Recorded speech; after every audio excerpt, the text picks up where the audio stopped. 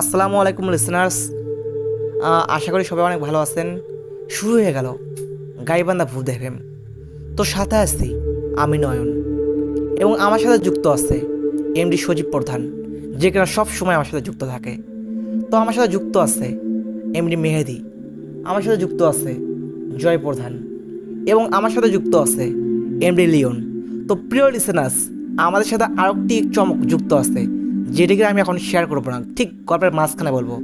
তো আজকের কথা বলবো না, সরাসরি আমি একটি ঘটনা বলবো, তারপরে আমরা অন্য একটি ঘটনা যাব।